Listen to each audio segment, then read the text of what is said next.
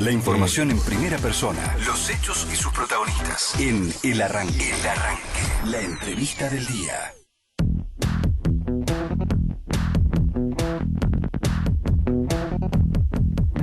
11:10 de la mañana en la República Argentina. Te contaba, María José Lubertino, una persona que conozco hace muchos años, siempre tan amable con nosotros, además es compañera de la radio, ya es amiga, pero además para mí es un placer siempre entrevistarla, porque hay gente que tiene currículum, y a veces desde el macrismo se habla mucho que hay que tener currículum para estar en cargos selectivos. Y yo digo, María José fue convencional constituyente de la ciudad de Buenos Aires, ayudó muchísimo en la redacción de la Constitución que hoy tenemos, también fue legisladora de la ciudad de Buenos Aires, fue diputada nacional, es uno de los estandartes de la lucha feminista y también de la lucha animalista en la República Argentina. Mirá qué currículum que tenés, entre otras tantas cosas. ¿Cómo estás? Muy contenta de que me inviten, contenta de estar en la radio en este rol de entrevistada, porque normalmente estamos acá todos los lunes de 15 a 16 con Café con Luber, hace bastantes años, y agradecerles nuevamente la confianza por tener ese espacio para la diversidad. Y bueno, ahora encabezando lista de legisladores locales por Dignidad Popular, es la lista 342. Esta presentación de lista es un esfuerzo ciudadano, es una lista armada de abajo para arriba, donde habemos muchas feministas, ecologistas, personas con discapacidad, defensores de usuarios y consumidores, vecinos y vecinas, que la verdad, obviamente, todos nosotros no compartimos lo que está sucediendo con este modelo económico y político y social vigente, y hacemos votos y trabajamos día a día en cada barrio, en cada territorio, en cada causa social para cambiar este gobierno, y en particular también el gobierno de la ciudad de Buenos Aires, que hace 16 años que la reta está acá y vemos cada vez más desigualdad, más injusticia, negocios por todos lados, donde hay una necesidad y un negocio. Pero también debo decir que la visión que tenemos es que se ha polarizado mucho a nivel nacional el debate entre oficialismo y oposición, y que ha habido procedimientos muy antidemocráticos en la dinámica de los partidos para cerrar las listas. Por eso, por un lado, hacen publicidad de que nadie va a las PASO, pero en realidad todos los que intentamos presentar listas por adentro de las alianzas hemos sido excluidos, espantados para poder hacerlo. De hecho, en la lista de La Baña todavía está habiendo una apelación de uno de los grupos que quería presentarse internamente. Exacto. La justicia se lo aprobó, pero siguen apelando. Es decir, esto no está siendo un problema... El de Miguel Ponce, ¿no? Estás hablando. No está siendo un problema de una fuerza política, sino que esto tiene que ser una discusión muy intensa, porque no hay sistemas electorales perfectos, todos son perfectibles, pero los sistemas electorales vienen a corregir los defectos que existen en un momento. Y en este momento lo que hay que señalar es que los partidos políticos tienen el monopolio de la selección de candidatos, y los grupos hegemónicos al interior de un partido arrasan con las minorías o con las diversidades. Por eso también para nosotros es tan importante en esta patriada que estamos haciendo, en una lista que conseguimos personería y pudimos armarla en 2 días, porque nos conocemos hace décadas. Van sin candidato, digamos, van con boleta no corta. No llevamos candidato ni candidata a presidente o presidenta, vamos con Pablo Cercovich, que es un referente de Argentina en Red, que es un grupo que ha venido trabajando muchísimo por la defensa de usuarios y consumidores. Muchos de nosotros estamos también imbuidos del tema porque nuestras ONGs, en mi caso la Asociación Ciudadana, ha trabajado y ha ido a todas las audiencias públicas de gas, de luz, como te consta. Además, es verdad, sos una de las personas que más ha peleado por los derechos de los usuarios y consumidores. Fuiste a todas las audiencias, cuando se quiso aumentar el gas, la luz. Públicas. Del subte, de todo lo que te imagines, de donde hubo audiencia pública, allí estuvimos. Por supuesto, seguimos con las causas ecologistas y ambientales en la ciudad. Yo sigo siendo parte del cuerpo colegiado ad honorem de la causa Mendoza, que ahora tenemos una audiencia pública el 12 de julio. Eso es muy importante para nosotros porque es el sur de la ciudad en situación de pobreza, de contaminación, todavía faltan cloacas, todavía hay problemas de faltas de viviendas, de asentamientos. Entonces, bueno, nos conocemos del trabajo en territorio, de las luchas. Entonces, un poco, para nosotros es importante este esfuerzo. Hubo mucha gente también que está disconforme con cómo cerraron las listas partidarias, pero no se animó a articular, como que la gente o sea, en mi caso yo tengo una larga trayectoria de militancia política, aunque he tenido más años trabajando como organización no gubernamental que como legisladora o con un cargo público. O con un cargo público. No me asusta ya nada porque creo que lo hemos visto todo y creo que además la única manera de cambiar la política es haciendo política, metiéndose, no regalando los espacios. Yo tengo un espíritu en ese aspecto muy deportivo. Pero es te la peleo con el sacachispas, voy a pelear hasta el último. Es muy interesante lo que vos decís, María José, porque en verdad se ha visto en el armado tanto nacional como en provincia en estas elecciones que pocos se mantuvieron firmes a sus convicciones. Uh-huh. Y vos podrías haber, a lo mejor de alguna manera, como se dice, rosqueado con alguien. Sí, bueno. Pero te mantuviste firme. Nosotras y nosotros seguimos causas. Incluso en los momentos de mucha confusión en la Argentina, el 2001, distintos momentos de caos, de revoleo, cuando los partidos políticos tradicionales traicionaron sus lineamientos principales, cuando, digamos, el peronismo se ve traicionado por el neoliberalismo de Menem, cuando el radicalismo se ve traicionado por el neoliberalismo de la Rúa, etcétera, etcétera, me acuerdo de mí misma, mucho más joven, diciéndole a mis alumnos y alumnas en la facultad, a nuestros seguidores, colaboradores, no sigamos personas, sigamos ideas. Y cuando uno o una tiene claras cuáles son las causas por las que lucha, no se puede equivocar en a quién vota o a quién no vota o a quién acompañar, porque digamos, si bien no hay ninguna fuerza política perfecta que por lo menos reúna todas las expectativas de la agenda que yo pretendo, porque siempre hemos impulsado agendas que no eran comprendidas por la política en el momento en que las impulsamos. Ahora todo el mundo es feminista, pero había que ser feminista hace 35 años. Claro. Había que defender el aborto hace 35 años. Y ni te cuento los derechos LGBT. Los derechos LGBT.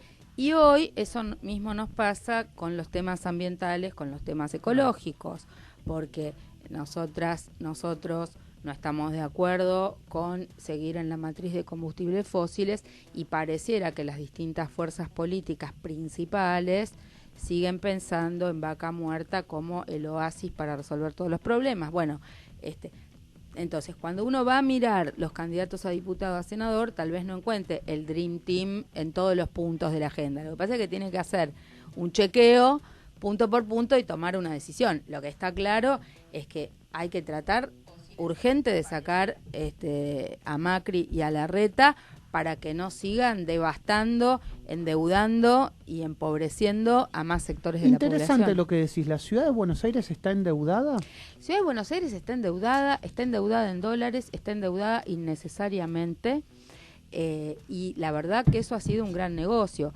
Cuando yo fui legisladora, nada más que 4 años, no voté ninguno de los endeudamientos. Eso también fue una gran discusión dentro del propio bloque en el que yo me encontraba, porque hubo legisladores, o algunos o la mayoría, que votaron presupuestos, endeudamiento, o siempre había uno que les daba el número. Ahora cambiemos, vamos juntos, o como se llamen, vamos juntos, cambiemos, fueron cambiando de nombre más que nada, ya tiene un número propio, entonces tiene una hegemonía total para sacar todos los negocios inmobiliarios, para sacar toda la venta de tierras públicas que se está haciendo, que es lo principal que venimos denunciando con los vecinos de todos los barrios de la ciudad. ¿Qué pensás de esta ley que se sacó justamente la semana pasada en relación a los derechos animales? ¿Es una ley perfectible? ¿Es una ley que debe mejorarse? Bueno, yo creo que en este tema hay un doble discurso, igual que lo hay en el tema ecológico por parte del gobierno de la ciudad. Las animalistas rechazan todo tipo de ley que tenga que ver con el monitoreo de los animales, esto de el control responsable, porque de alguna manera entienden que es la antesala para el exterminio de los y las animales que están en situación de abandono y que no tienen una persona a cargo. Entonces, nuestro compromiso con los y las animalistas y la agenda que nos han propuesto los grupos protectores de animales y los sectores animalistas, que integramos la lista, pero también estamos en diálogo con todos, es, en primer lugar, no al ecofraude en el ecoparque. Nosotros venimos monitoreando el proceso que se está dando allí, y la verdad que en la última visita que hicimos hace poquitos días con las organizaciones animalistas, patrimonialistas y ecologistas, vimos en una situación bastante patética a varios animales que deberían estar en otro tipo de recinto. Seguimos insistiendo en que no tiene que haber, exhibición de animales con los que aún restan, que hay que insistir con los proyectos de conservación y preservación, pero más allá del ecofraude del ecoparque, la cuestión central es los animales de compañía, es decir, perros y gatos. Yo soy coautora de una ley que se votó hace muchos años que establece la obligatoriedad de la castración de los animales, en el sentido de que la gratuidad en la castración de los animales, sobre todo de los que están en la vía pública, de los que no tienen dueño o que los dueños quieren castrar, y fundamentalmente que haya un centro de salud animal por cada comuna. Esta es una ley vigente en la ciudad que no fue reglamentada. El único hospital que había se cerró de animales, y además tenemos muchos cuestionamientos a cómo está funcionando el Instituto Pasteur. Varias de nuestras compañeras vienen haciendo un seguimiento del presupuesto del Pasteur y de su ineficacia para las campañas que tienen que ver con la castración de animales en las comunas. Digamos, venimos siguiendo cómo dicen una cosa y hacen publicidad de una cosa, pero lo que se ve en los barrios cuando alguien quiere ir a hacer esto es otra. Y además te digo que si no fuera por las organizaciones no gubernamentales y los grupos de vecinos que vienen trabajando estos temas, el tema no avanzaría. Además, cuando yo presenté el primer proyecto de ley para que puedan viajar perros y gatos en el subte, nosotros realmente... Precursora, Claro, Precursora lo que pasa es que el PRO, Cambiemos, la Reta, afanan los proyectos de otros, los presentan como propio, pero en el trayecto los distorsionan. Entonces, obviamente, el traslado de los animales de compañía tendría que tener otras características, pero la primera cuestión para resolver en los días de semana, por ejemplo, es que resolviéramos el problema del subte para las personas que viajamos en él. Entonces, hay que aumentar la cantidad de frecuencias, hay que extender la cantidad de estaciones de subte. Te metiste en un tema que a mí me apasiona, que es el subte de la ciudad de Buenos Aires. Como buen rosarino que quisiera tener subte en su ciudad, y lo anhela, proyecto que todos dijeron que van a hacer, inclusive el PRO lo prometió en campaña, bueno, no llegó a gobernar la ciudad de Rosario. ¿Qué va a pasar con el subte de Buenos Aires, que está tan mal, no desde la vista pictórica, está mal desde la infraestructura? Faltan líneas, falta conexión, falta frecuencia.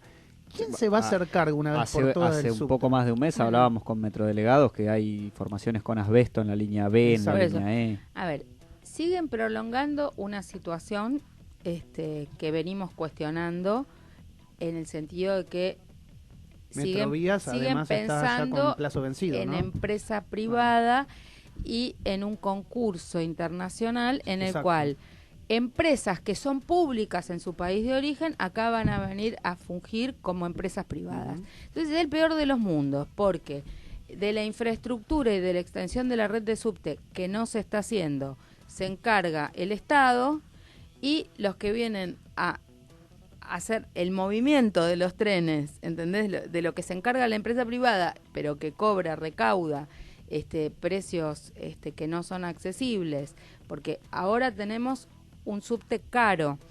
Desde los primeros amparos que presentamos, allá por el año 2012, hasta la fecha, nunca pudimos, pasa lo mismo que con los servicios públicos de luz y de gas, nunca pudimos conocer el balance de las empresas y sus ganancias, porque allí hay un gato encerrado. Fijan una tarifa técnica que nadie sabe en base a qué la fijan, no se acredita cuáles son los balances de las empresas, y hay una serie de negocios paralelos que tienen que ver con la publicidad en el subte, con un montón de cosas que se supone que tendrían que amortiguar el precio del subte para los ciudadanos y ciudadanas. Entonces, nosotras creemos, en primer lugar, que hay que extender la red de subte para que sea una red a la altura de las redes de todo el mundo.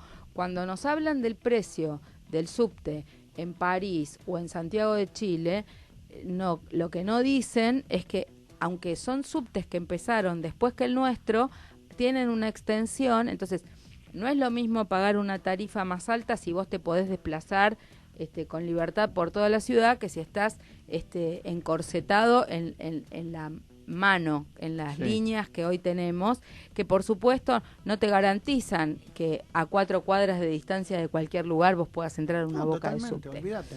Entonces, hicieron mucho aspaviento con el Metrobús, que no está mal que haya carriles exclusivos, pero que siguen apostando a medios de transporte que generan problemas en el tránsito, contaminan, en lugar de cambiar a un sistema en superficie. Tiene que ser el estilo trolebús, eléctrico. Es decir, las otras ciudades del mundo tienen medios de transporte no contaminantes en superficie que se combinan, coordinan con una extensión de línea de subte importante. Esa tendría que ser la apuesta, ese es el trabajo a hacer, y fundamentalmente que las tarifas de subte sean inferiores a las tarifas de los colectivos para que el medio sustentable, no contaminante, sea el priorizado por la población. ¿Por qué crees, como opositora, que a la gente todavía le cuesta mucho encontrar puntos para criticar fuerte y fervientemente al gobierno de Larreta, con todo lo que estás contando? Bueno, ¿no? Primero porque hay una gran desinformación de lo que sucede en la ciudad, porque la pauta publicitaria del gobierno de Larreta es escandalosa y hace que la mayoría de los medios que reciben esa pauta tengan prohibido hablar de las críticas al gobierno de Larreta. Eso nos pasa incluso aún con los canales que uno puede decir tienen una línea opositora a Macri. De Larreta nadie habla mal, nadie cuenta los problemas de la ciudad. Los vecinos y las vecinas se dan cuenta del problema cuando les toca a ellos, enfrente de su casa, la demolición de un lugar histórico, cuando les toca a ellos enfrente de su casa la pérdida de un espacio verde, cuando les toca a ellos enfrente de su casa que le van a hacer una torre que les va a tapar la luz, el aire y el sol. Eso empezó en Palermo, Belgrano, pero ahora se extendió a toda la ciudad. Eso empezó en Palermo, Belgrano, ahora es escandaloso lo que está pasando, sobre todo en la Comuna 13, que es Belgrano Colegiales. Varios barrios de la ciudad ya están colapsados porque no hay la adecuada infraestructura de gas, de luz o el tránsito y el estacionamiento. Sí, obviamente no es lo mismo tener un barrio de casas bajas que tener torres, porque si no hacen la cantidad de cocheras adecuada o el movimiento que hay comercial o económico lleva más autos a un determinado lugar, los espacios de la calle para estacionar son los mismos y limitados. Entonces, se permiten negocios inmobiliarios sin ajustar toda la infraestructura de un barrio. Es una mentira que haya necesidad de viviendas en la ciudad de Buenos Aires. El 25% de las viviendas en la ciudad están deshabitadas. Hay un desfasaje entre el precio de los alquileres que se pide por esas viviendas o el valor del metro cuadrado, la necesidad de la gente, y ahora cuanto más viviendas se construyan, cuanto más torres se construyan, más va a valer el metro cuadrado, más caros van a ser los alquileres si alguien no regula esas condiciones de mercado. En relación a esto que decís, en Belgrano, con todo el terreno que se ganó con la elevación del tren, si bien te dicen que hay necesidad de viviendas, piensan hacer todos negocios y sí. Ahí estuvimos el sábado, el domingo, con los vecinos de la Comuna 3 en la esquina, en frío garrafal, juntando firmas, básicamente porque es un nuevo negocio. O sea, está muy bien suprimir las barreras. Estamos hablando debajo de la estación de Belgrano, en el barrio chino. De lo que todavía no se inauguró al costado del barrio chino. Entonces, está muy bien suprimir las barreras, está muy bien hacer en altura o se puede hacer soterrado, pero que las calles vuelvan a tener una circulación sin barreras, eso hacia la seguridad, es correcto, hacia la frecuencia de los trenes, es correcto.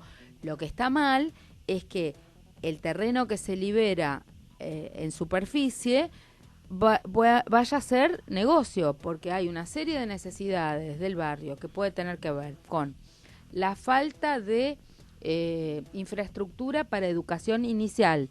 Están faltando escuelas de educación inicial de 45 días a 5 años.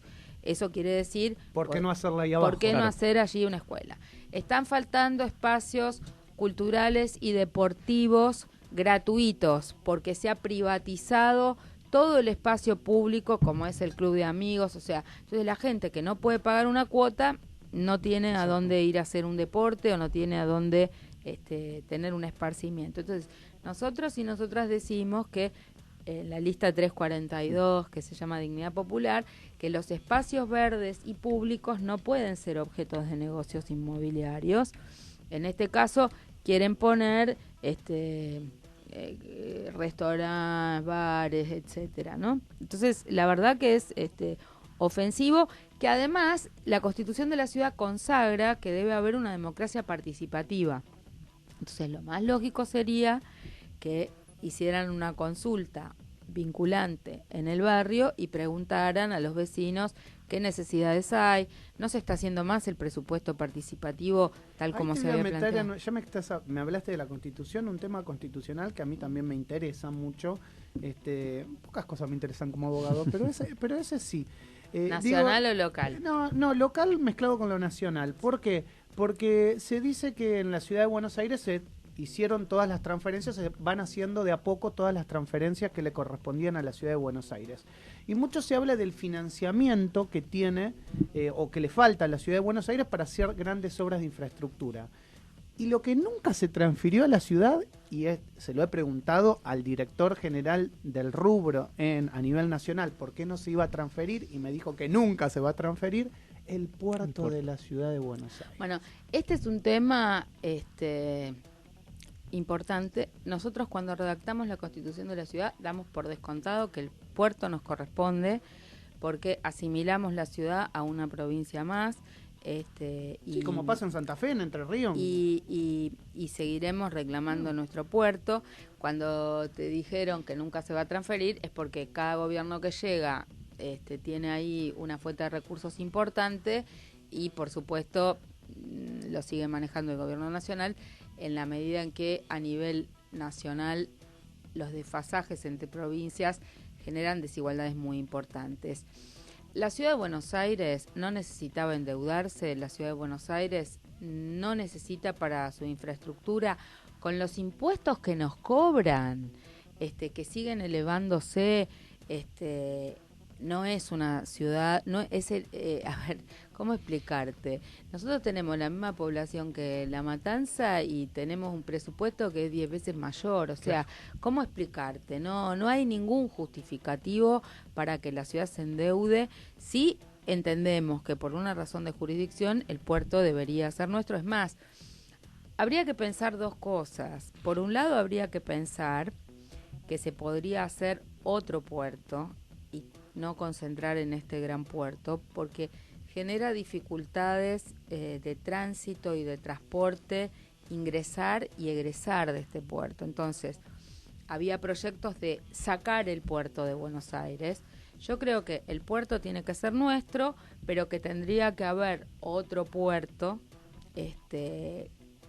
digamos, sí, que podría reubicarse. Claro. Reubicar parcialmente el puerto, dejar para algunas cosas este puerto y para otras cosas de carga otro puerto, y de alguna manera no concentrar el ingreso y egreso de carga todo por nuestro tránsito urbano. Gracias por venir al arranque, gracias por Gracias venir a a ustedes. Radio Sónica. Aquellos que les haya gustado las propuestas de María José Lubertino, es la lista 342 Sí, no te conté todavía, millones de propuestas tenemos. en la ciudad de Buenos Déjame Aires. decir 2 o 3 propuestas muy Dale, cortitas, muy dale. cortitas, importantes. En primer lugar, ni un chico sin vacante, ni un pibe ni una piba sin vacante en las escuelas. Bien. Para nosotros es una prioridad la educación inicial desde 45 días, 5 años. No más negocios inmobiliarios en los terrenos públicos. Para nosotros es importantísimo revertir o volver a pensar que los espacios públicos tienen que ser para escuelas, viviendas sociales y espacios verdes. Para nosotros es fundamental comprometernos con las personas con discapacidad por el tema de accesibilidad, que es una causa de toda mi vida. El cupo laboral trans en la ciudad de Buenos Aires, la interrupción legal del embarazo en la ciudad, que fue vetada por Macri y era un proyecto también de ley mío y de otras compañeras que vamos a volver a instituir en la ciudad.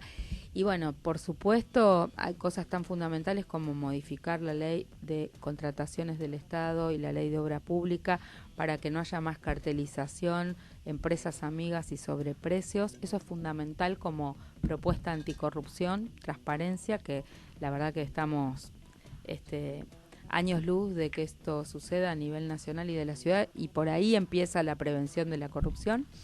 Y bueno, muchas cosas más que vamos a ir planteando en las redes sociales o a medida que Eso vayamos. te iba a decir, tus redes sociales son @Lubertino en Arroba Twitter. Lubertino en Twitter, María-José-Lubertino en Instagram y María José Lubertino la fanpage en Facebook. Así que ahí están todas las propuestas y lista 342. Para ayudarnos a pasar la paso necesitamos 25.000 votos, así que necesitamos fiscales, necesitamos que nos ayuden. Lo Gracias, hacemos sin recursos y bueno, todo a pulmón. como Gracias, María siempre. José. Gracias a Que ustedes. tengas lindo día. María Gracias. José Lubertino, charlando en la mañana del arranque. lonely and you're never coming around.